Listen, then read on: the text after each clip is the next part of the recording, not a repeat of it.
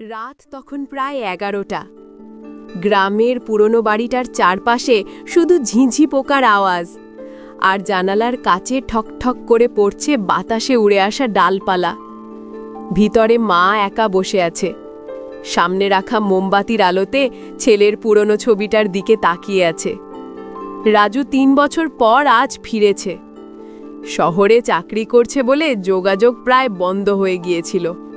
মা যতই জিজ্ঞেস করত, রাজু শুধু বলতো, মা আমি খুব ব্যস্ত। আজ হঠাৎ ফোন দিয়ে জানিয়েছে, আমি আসছি। মায়ের বুক ভরে গেছে আনন্দে, এতদিন পর ছেলেকে দেখবে বলে। কিন্তু রাজু যখন দরজায় দাঁড়ালো, তখন সেই আনন্দটা এক মুহূর্তে কেমন হারিয়ে গেল। রাজুর মুখে অদ্ভুত একটা ক্লান্তি, চোখে যেন এক অজানা ভয়। গায়ে ধুলা কাদা, জামার হাতায় লালচে দাগ। মা অবাক হয়ে জিজ্ঞেস করলো, এই কি অবস্থা তোর রাজু? রাজু নিচু স্বরে বলল, মা পথে দুর্ঘটনা ঘটেছিল। কিছু না। মা বিশ্বাস করতে পারল না, কিন্তু মুখে কিছু বলল না, শুধু বলল, খেয়ে যা, এতদিন পর এসেছিস। রাজু খাওয়া শেষ করল না, বারবার জানালার দিকে তাকাচ্ছিল, যেন কেউ তাকে অনুসরণ করছে। মা জিজ্ঞেস করল, কাকে খুঁজছিস? রাজু তাড়াতাড়ি বলল, কাউকে না মা, তুমি ঘুমাও। রাতে মা শুয়েছিল, কিন্তু ঘুম আসছিল না। রাজুর ঘর থেকে শব্দ আসছে, কখনো ফিসফিসানি, কখনো দরজা বন্ধের আওয়াজ। মা আস্তে পায়ে রাজুর দরজার কাছে যায়। দরজার ফাঁক দিয়ে দেখে রাজু মাটিতে বসে একটা ছোট বাক্স খুলছে। বাক্সের ভেতরে কিছু কাগজ, একটা পুরনো চিঠি আর একটা মহিলার ছবি। রাজু সেই ছবিটা বুকের কাছে চেপে ধরে ফিসফিস করে বলল, তুমি চিন্তা করো না, আমি সব ঠিক করে ফেলব। মা হতবাক হয়ে ফিরে আসে, কিন্তু ঘুম চোখে আসে না। ভোরে রাজু তাড়াতাড়ি বেরিয়ে যায়, বলে অফিসে কাজ আছে। মা একা ঘরে বসে ভাবছে, ছবিটা কার হতে পারে। বিকেলে রাজু না থাকায় সে রাজুর ঘরে যায়, আর খুঁজে পায় সেই বাক্সটা। খুলে দেখে ভিতরে ছবির পেছনে লেখা, তোমার সত্যিকারের মা রীতা। মায়ের বুক ধক করে ওঠে, ঠোঁট কাঁপে। রীতা কে? সে তো রাজুর একমাত্র মা। চোখে জল চলে আসে, কিন্তু ভেতরে কৌতূহল দমে না। রাতে রাজু ফেরে, দেখে মা সেই বাক্সটা হাতে নিয়ে বসে আছে। রাজু থমকে যায়। মা বলে, এই ছবিটা কার? রাজু মাথা নিচু করে থাকে, কিছু বলে না। মা আবার বলে, রাজু তুই কি কিছু লোকাচ্ছিস? রাজুর চোখে তখন কেমন এক ছায়া। হঠাৎ সে বলে, মা তুমি যা জানো সেটা অর্ধেক সত্যি। মা বলে, তাহলে বাকি অর্ধেকটা? রাজু ধীরে ধীরে বলে, আমি যাকে মা বলে ডাকি সে তুমি, কিন্তু আমি তোমার রক্তের নয়। মায়ের মুখ ফ্যাকাশে হয়ে যায়, বুক ধুকপুক করতে থাকে। রাজু বলল, আমি ছোটবেলায় তোমার ঘরে এসেছিলাম, যখন আমার আসল মা রীতা আমাকে তোমার হাতে তুলে দিয়েছিলেন, বলেছিলেন ওকে নিজের মতো মানুষ করো। আমি জানতাম না সত্যিটা, কিন্তু কয়েকদিন আগে সেই চিঠিটা হাতে পাই। মা স্তব্ধ, চোখ দিয়ে জল গড়িয়ে পড়ছে। হঠাৎ ঘরের বাতিটা টিমটিম করে নিভে গেল, মোমবাতির শিখা কাঁপছে। রাজু বলে, মা তুমি এটা জানলে না কেন? মা উত্তর দিতে পারে না, শুধু বলে, রক্ত না হলেও আমি তোর মা। ঠিক তখন ঘরের ভেতর থেকে একটা ঠান্ডা বাতাস বইতে লাগলো, জানালার পর্দা উড়ে উঠল, আর মেঝেতে থাকা বাক্সটা নিজের থেকেই খুলে গেল। ভেতর থেকে বেরিয়ে এলো সেই ছবিটা, আর ছবির ভেতর থেকে যেন এক কণ্ঠ ভেসে এলো, রাজু তুমি আমার কাছে প্রতিশ্রুতি দিয়েছিলে, ভুলে গেলে? রাজু চমকে উঠল, মুখ ফ্যাকাশে। মা ভয়ে বলে, কে বলল এই কথা? রাজু কাপা গলায় বলে, ও আমার আসল মা, কিন্তু ও তো মারা গেছে। হঠাৎ জানালা দিয়ে ঠান্ডা হাওয়া বইতে লাগলো, ছবিটা টেবিলে পড়ে গিয়ে ভেঙে গেল। কাছের ফাঁকে রাজু দেখতে পেল ছবির ভেতরকার মহিলার চোখ যেন নড়ছে। রাজু চিৎকার করে উঠল, মা দরজাটা বন্ধ করো। মা ছুটে গিয়ে দরজা বন্ধ করল, কিন্তু দরজা নিজেই ধীরে ধীরে খুলে গেল, যেন কেউ বাইরে থেকে ঠেলে দিচ্ছে। বাইরে কেউ নেই, শুধু দূরের বাঁশঝাড়ে কারুর ছায়া দুলছে। মা রাজুর হাত ধরে বলল, তুই যাই হোস, আমি তোর মা, কেউ তোকে নিতে পারবে না। রাজু কাঁদতে কাঁদতে বলল, মা, আমি প্রতিশ্রুতি দিয়েছিলাম আমার আসল মাকে, তার মৃত্যুর পরও আমি তার জিনিসগুলো রক্ষা করব, কিন্তু আজ সে নিজেই ফিরে এসেছে ওগুলো নিতে।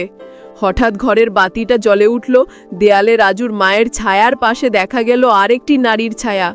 দুটো ছায়া একসাথে মিলতে লাগলো। মা রাজুকে জড়িয়ে ধরল, বলল, যাই ঘটুক রাজু, তুই আমার ছেলে, আমারই। রাজুর চোখ দিয়ে জল গড়িয়ে পড়ছে, আর দূরের বাঁশঝাড়ে ভেসে আসছে এক কণ্ঠ, ধন্যবাদ, তুমি আমার ছেলেকে ভালো রেখেছ। মুহূর্তেই বাতাস থেমে যায়, ঘর শান্ত হয়ে যায়, কিন্তু মেঝেতে পড়ে থাকা বাক্সটা থেকে মৃদু আলো বেরিয়ে আসছে। রাজু তাকিয়ে দেখে ছবিটার ভেতরে তার দুই মা, একজন রক্তের, একজন হৃদয়ের, দুজনেই হাসছে। রাজুর চোখে তখন শুধু অশ্রু, ঠোঁটে একটাই কথা, মা, তুই দুই রূপে থেকেও একটাই নাম, ভালোবাসা। রাত পেরিয়ে ভোর হলো, রাজুর ঘর ফাঁকা, মেঝেতে শুধু পড়ে আছে সেই ছবিটার ভাঙা ফ্রেম। পাশে একটা কাগজ মা তুলে নিল, তাতে লেখা, মা, আমি রিতার সত্যিটা খুঁজতে যাচ্ছি, তুমি চিন্তা করো না, আমি ফিরব। মায়ের বুক ধকধক করতে লাগলো, চোখে পানি এসে গেল। সে জানে রাজু কোনো বিপদে যাচ্ছে, তবুও কিছুই করতে পারছে না। রাজু গ্রামের শেষ প্রান্তে পুরনো নদী পাড়ে এসে দাঁড়ালো। বাতাসে কুয়াশা জমে গেছে, নদীর ধারে শ্মশান ঘাট, সেখানেই নাকি রিতার কবর। রাজু ধীরে ধীরে এগিয়ে যায়। পাথরের গায়ে লেখা, রিতা, এক মা যে ভালোবাসার জন্য মরে গেছে। রাজুর বুক কেঁপে ওঠে, সে কণ্ঠে ফিসফিস করে বলে, মা, আমি এসেছি তোর কাছে। তখনই পেছন থেকে শো শো শব্দ। রাজু ফিরে তাকায়, কেউ নেই। আবার সেই নারী কণ্ঠ, রাজু, তুমি আমার কথা শুনছো? রাজু চমকে উঠে বলে, তুমি কে? কণ্ঠ উত্তর দেয়, আমি রিতা, তোমার মা, কিন্তু আমি কখনো মরিনি, আমি এখানেই আছি, তোমার খুব কাছে। রাজু কাঁপা গলায় বলে, আমি তোমার ছেলেকে বড় হতে দেখেছি, তুমি সত্যিই আমার মা? রিতার কণ্ঠ নরম হয়ে বলে, আমি তোমার জন্মদাত্রী, কিন্তু তোমার দত্তক মাই আমার জীবন বাঁচিয়েছিল। সে জানতো না আমি বেঁচে আছি, কারণ তোমার বাবা হাসান আমাকে লুকিয়ে রেখেছিল। রাজুর চোখ বড় বড় হয়ে যায়। হাসান নামটা তার মনে বাজে, তার বাবার নাম তো হাসান। রাজু বলে, আমার বাবা? কণ্ঠ উত্তর দেয়, হ্যাঁ রাজু, সে আমাকে ভালোবাসতো, কিন্তু সমাজের ভয়ে সে আমাকে অস্বীকার করেছিল। আমি তোমাকে নিয়ে পালিয়ে গিয়েছিলাম, কিন্তু একদিন তোমার দত্তক মায়ের হাতে তোমাকে রেখে চলে গিয়েছিলাম, যেন তুমি অন্তত নিরাপদে থাকো। রাজুর চোখ পানি এসে যায়। সে বলে, তাহলে তুমি কেন ফিরে এলে? রিতার কণ্ঠ বলে, তোমার মা বিপদে আছে। কেউ চায় না সে সত্যিটা জানতে না পারুক, কারণ তোর বাবার অতীত এখনো তাকে তাড়া করছে। রাজুর বুক কেঁপে ওঠে। সে বলে, মা, আমার দত্তক মা তো নির্দোষ। রিতার কণ্ঠ গম্ভীর হয়ে ওঠে, কেউ তার ওপর নজর রাখছে রাজু। সেই বাক্সটা যেখানে তুমি ছবিটা পেয়েছিলে, তার নিচে আরেকটা বাক্স আছে, সেখানে লুকানো আছে হাসানের লেখা একটা চিঠি। চিঠিটা খুঁজে পেলে সত্যি জানতে পারবে। রাজু দ্রুত বাড়ি ফিরে আসে। রাত তখন গভীর, বাতাসে গাছের পাতা ঝিরঝির শব্দ করে। সে ঘরে ঢুকে মেঝে খুঁড়ে বাক্সটা খোলে। ভেতরে সত্যি আছে একটা ছোট চিঠি। চিঠিতে লেখা, রিতা, আমি তোমাকে বাঁচাতে পারিনি, কিন্তু তোমাকে হত্যা করতেও দেইনি। আমি তোমাকে অন্যরকমভাবে লুকিয়ে রেখেছি। তোর মা জানে না সত্যিটা, কারণ আমি ওকে বলেছিলাম তুমি মরে গেছো। ওকে বলো না আমি এখনো বেঁচে আছি। নিচে লেখা, হাসান। রাজুর চোখ কাঁপতে থাকে, বুক ধুকফুক করছে। ঠিক তখন দরজা ঠকঠক করে কেউ কড়া নাড়ি। রাজু বলে, কে? বাইরে থেকে কণ্ঠ আসে, রাজু, আমি তোমার মা, দরজা খোলো। রাজু ছুটে দরজা খোলে। তার দত্তক মা দাঁড়িয়ে আছে, মুখে উদ্বেগ, চোখে জল।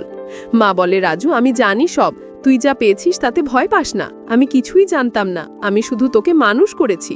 রাজু তার দিকে ছুটে যায়, বলে, না মা, তুই আমার আসল মা, তুই আমাকে বাঁচিয়েছিস, তুই মিথ্যে বলিসনি।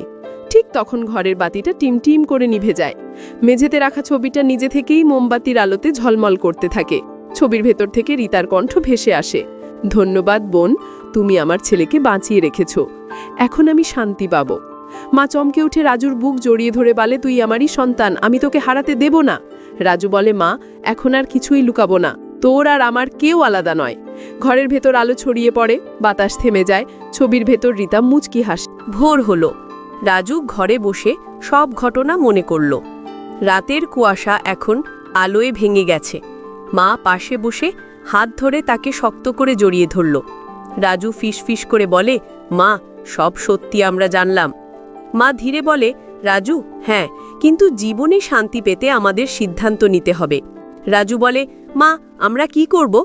মা বলে, রাজু, সব লুকানো দলিল পুলিশে দেবে বাবা হাসান। বাবা মাথা নাড়ে। রাজু বলল, ঠিক আছে। তারা তিনজন ধীরে ধীরে বের হলো। রাস্তা নীরব, পাখির ডাক নেই, শুধু বাতাসে শুকনো পাতার শব্দ। রাজু হাতের কাগজ, ফাইল এবং ভিডিওগুলো পুলিশের হাতে দিল। পুলিশ ধীরে সমস্ত ঘটনা নোট করল। পুলিশ অফিসের সমস্ত দলিল খুঁজে দেখল।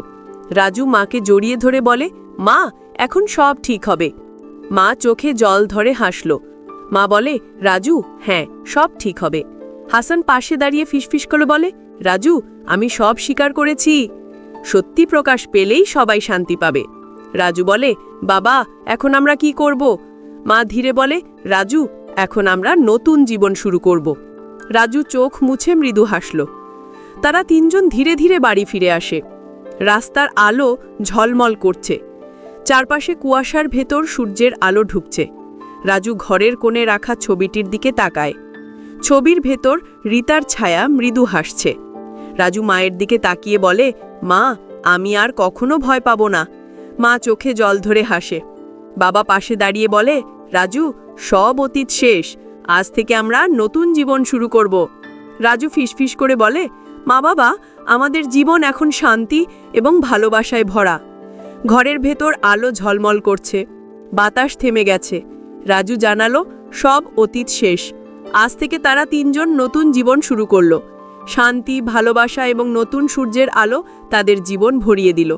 ঘরের কোণে রাখা ছবির ভেতর রীতার ছায়া মৃদু হাসল, যেন তাদের নতুন জীবনের জন্য আশীর্বাদ দিল।